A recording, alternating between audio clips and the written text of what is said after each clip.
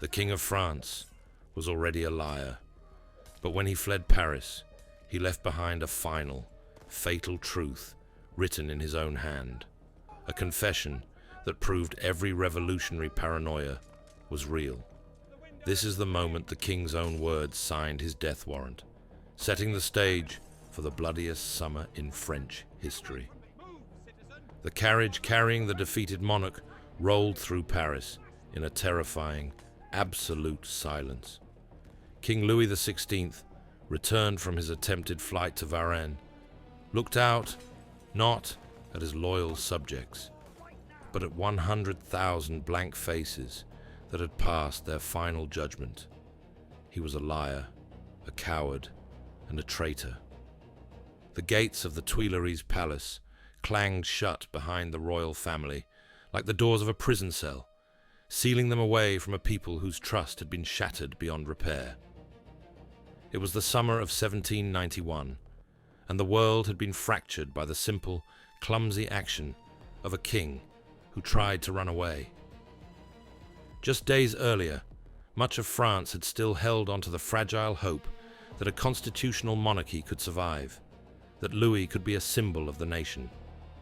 But Louis XVI had fled, and he made one catastrophic mistake. He left a manifesto. This final document was not a plea, but a declaration of war. It disavowed every single reform the revolution had achieved. In 100 pages, the king confirmed every paranoid suspicion they had. He considered himself a prisoner, and the entire National Assembly a den of villains.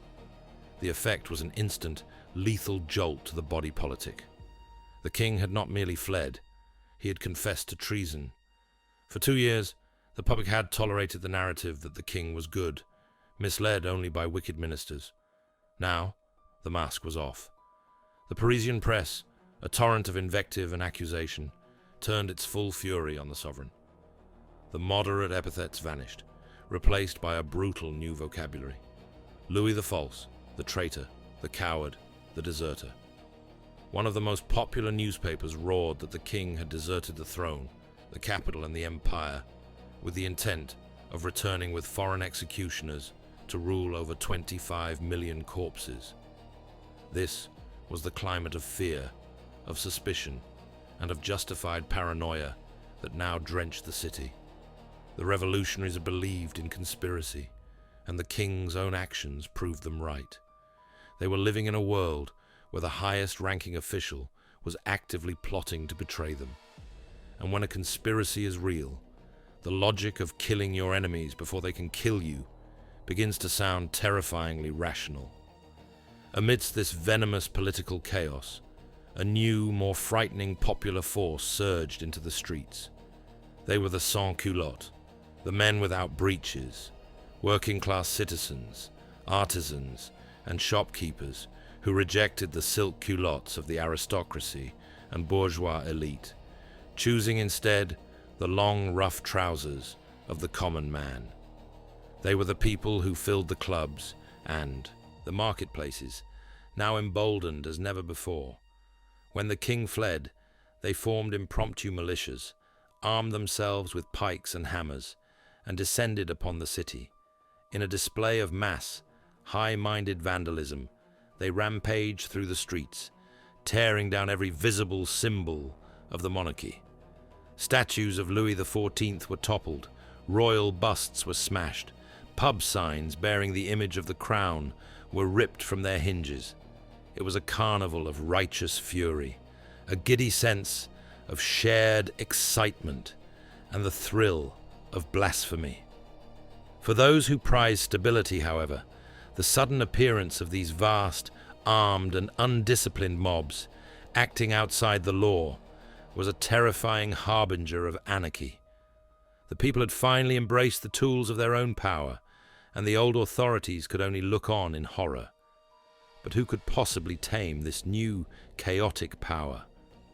The answer lay inside the king's prison, in the hands of a single, desperate revolutionary who saw an opportunity for the ultimate betrayal.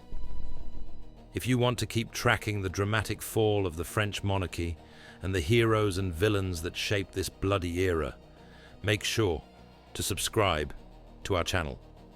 Inside the gilded cage of the Tuileries, the royal couple faced not a show trial, but a terrifying silence imposed by the National Assembly. These deputies, largely composed of liberal property owners, were exhausted, scared, and deeply unnerved by the radical surge on the streets. They recognized that dethroning Louis would be the final, irreversible step toward a republic, an uncertain future that threatened their property and their control. This was not the revolution they had signed up for. While the city burned with Republican fever, a young man of soaring ambition saw only opportunity. Antoine Barnave, a mere 29 years old, was the Assembly's rising star.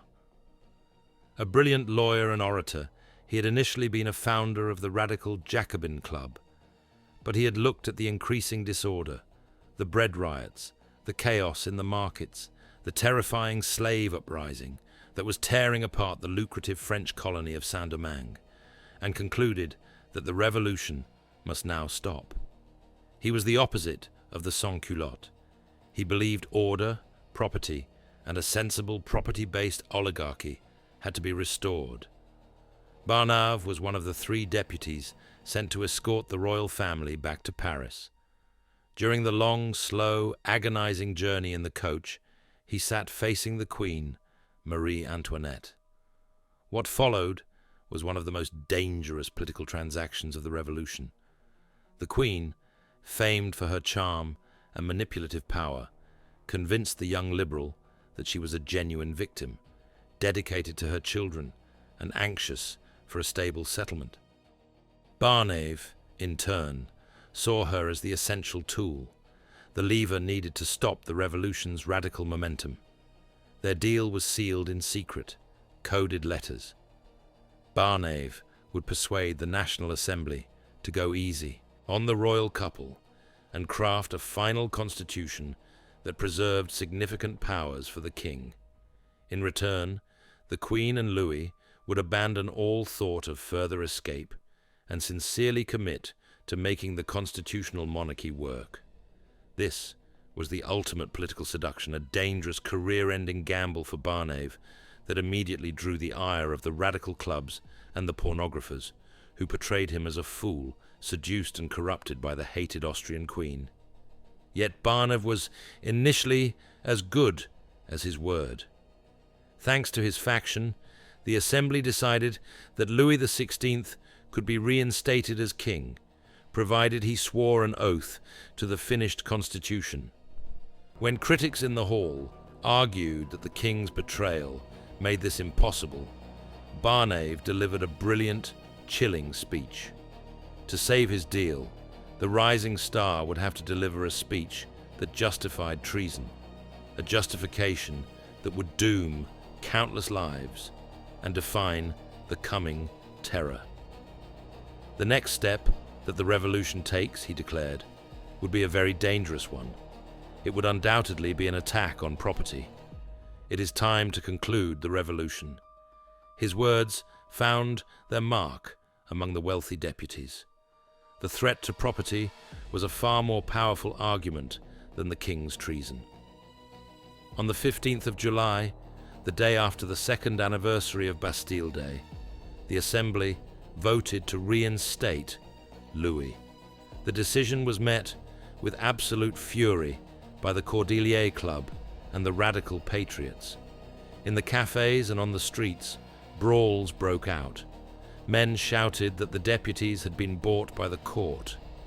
They invaded theaters, demanding that performances be shut down, as the people should be in mourning for the death of liberty.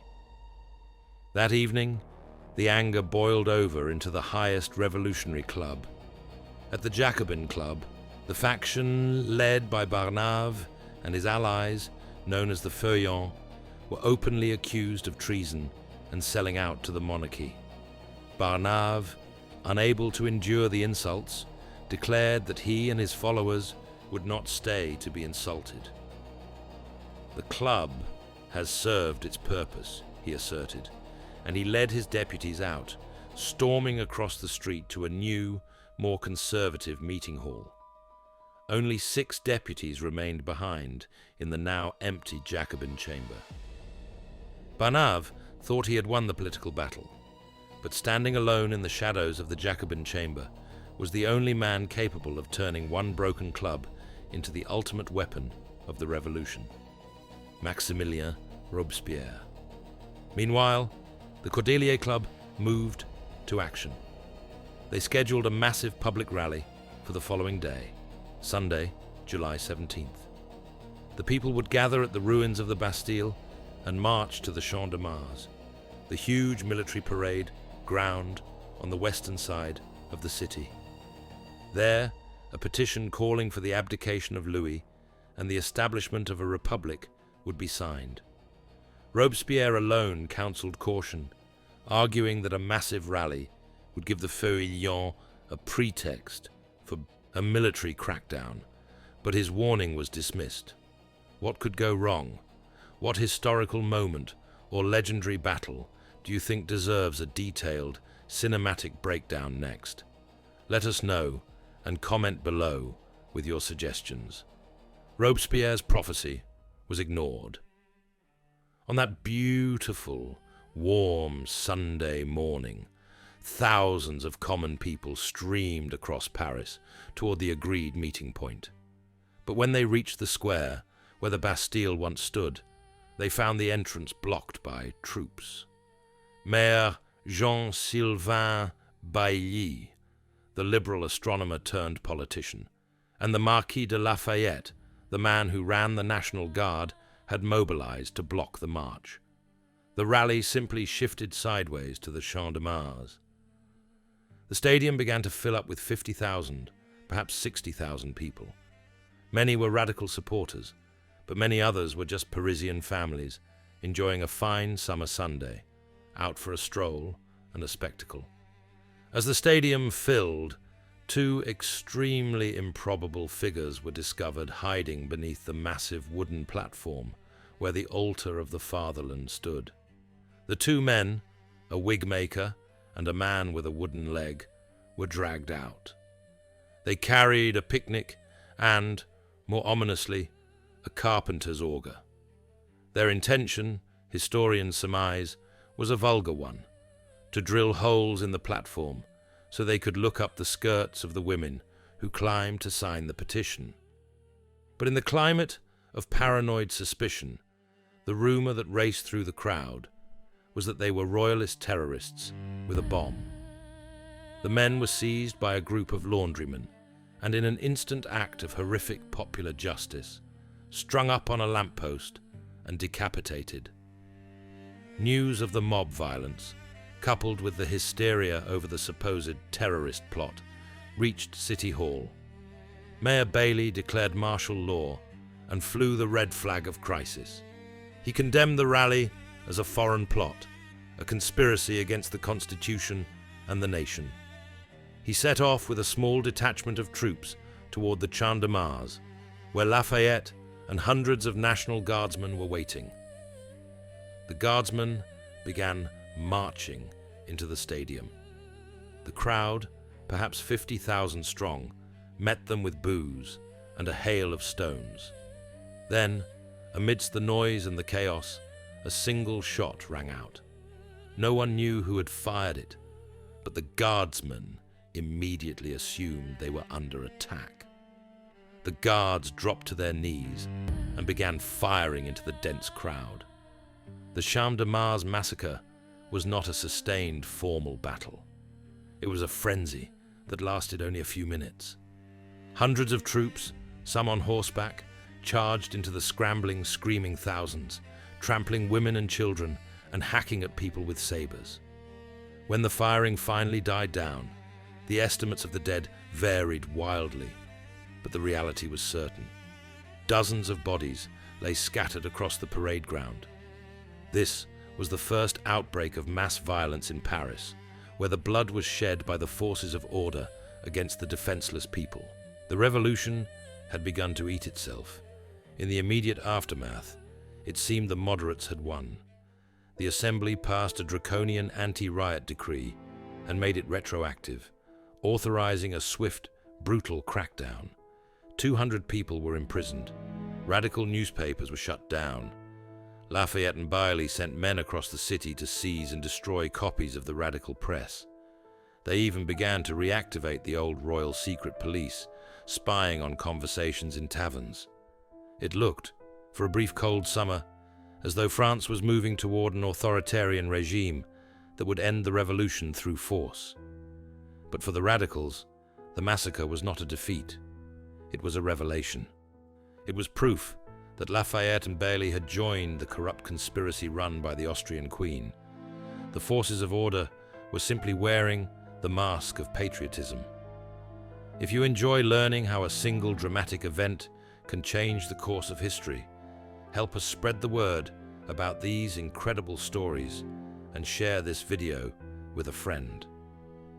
The violence at the Champ de Mars only confirmed the profound, debilitating paranoia that now became the institutionalized style of French politics. King Louis's flight had proved that there was a conspiracy, and the massacre proved that the conspirators wore the uniform of patriotism. The most toxic idea to emerge was the concept of the traitor who wears the mask of patriotism. The more loudly a man proclaimed his loyalty, the more likely he was to be a spy. Into this climate stepped a figure who embodied both the virtue and the terror of the moment: Maximilien Robespierre. He was the antithesis of the compromised, worldly Antoine Barnave, where Barnave was the charismatic, ambitious lawyer who sought power through a backroom deal with the Queen. Robespierre was now literally known as the incorruptible. He was not interested in the trappings of office. He seemed to care only for the common people and the public good. Robespierre was pale, thin, and intense, with perfect hair and meticulous dress. He was a man of total moral rectitude, utterly devoted to politics, with a cold, almost inhuman focus on his own virtue. Other deputies found him chilly and over-earnest, but his powerful, emotional oratory, full of references to martyrdom and conspiracy, was intoxicating to the common Parisian. For Robespierre, the current political turmoil was a gift. Every day, he rose in the diminished Jacobin Club, the sole champion of the radical cause, and launched an attack on the Feuillants. Why were people still hungry? Why was the king still on his throne? We all know why. It is because they have sold out to the Austrian Queen and the forces of international tyranny. He spoke truth to power, yet he simplified the world into a struggle between good and evil. Accidents, incompetence, and economic problems had no place in his narrative. Everything was explained by a sinister plot. His logic was chilling. Republican virtue was constantly in danger of being undermined by liars like the king, and there was no greater service than to denounce them. The Jacobin Club institutionalized this fear by forcing its members to swear an oath to denounce all traitors of the fatherland. The search for the enemy within became the duty of every good citizen. The repression enforced by Barnave's Feuillants only fueled Robespierre's power. When local authorities across France read People's Post and detained all strangers, they were following the logic that there must be no limit to the measures against the enemy's hatred and fanaticism.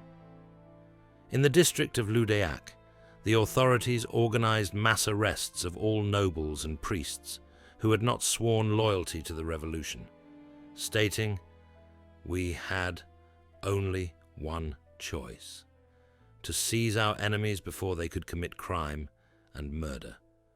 Robespierre was not leading the paranoia, he was articulating it. On the 3rd of September, the Constitution was finally finished. It was a compromise.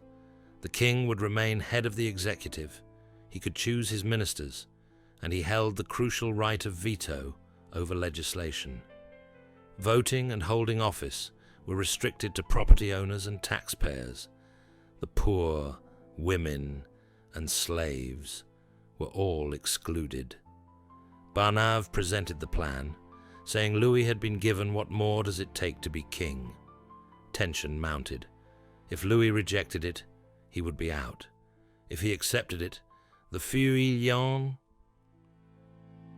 plan for a stable, conservative liberal regime would be cemented. On the 13th of September, King Louis XVI announced his decision. He would accept the constitution. The next day, he swore his oath, and Paris erupted in celebration. There were huge parades, fireworks, and bonfires. A great balloon in patriotic ribbons flew over the city, scattering copies of the new law onto the streets below. For the first time in months, Louis and Marie Antoinette were allowed to leave the Tuileries. They attended the opera. The deputies of the National Assembly were ecstatic. They declared the revolution finished. On the 30th of September, they met for the last time. One of their successors paid them a final compliment. "You've left us nothing to conquer." But the revolution had not finished. Two shadows loomed over the false peace. First, Robespierre delivered a final, stinging speech on the last day of the assembly. He spoke truth once more. "I can see that the new constitution still has enemies within and without. I can see conspiracy and treachery sounding the alarm as they sow unrest and discord." When he finished, massive crowds were waiting outside, carrying him through the streets in triumph. The second shadow was hidden deep within the Tuileries Palace. Louis and Marie Antoinette had absolutely no intention of working with this new constitution. Barnave had been thoroughly double-crossed. All the time, the Queen had been sending secret messages to Vienna. She wrote to her Austrian family that these people were brutes and madmen. She explicitly told her brother that they were going along with Barnave, the better to double-cross them later. Louis himself wrote to the Austrian Emperor Leopold II, "I am a prisoner. I am under duress. I beg you to come to the aid of the king and the kingdom of France." The king of the French, the supposed sovereign of the new constitution, was asking a foreign monarch to attack his own people. The storm was not over. The winds were only just beginning to shift. In his final assessment of the era, the historian Simon Schama described the mounting tension not as a storm that cleanses, but as a dark and potent elemental rage moving forward in indiscriminate destruction. Its breath was no longer sweet, but foul. It was the wind of war. The king's lie had brought the revolution not peace, but a ticking clock.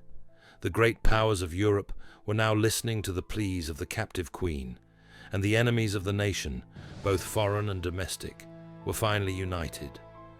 The question was no longer if France would descend into bloodshed, but when the final terrible storm, the wind of war, would finally break and consume them all. If you want to understand how this conspiracy finally dragged France into a catastrophic foreign war and led directly to the execution of the king and the rise of the terror, then subscribe and click the notification bell to make sure you do not miss the next chapter in this incredible story.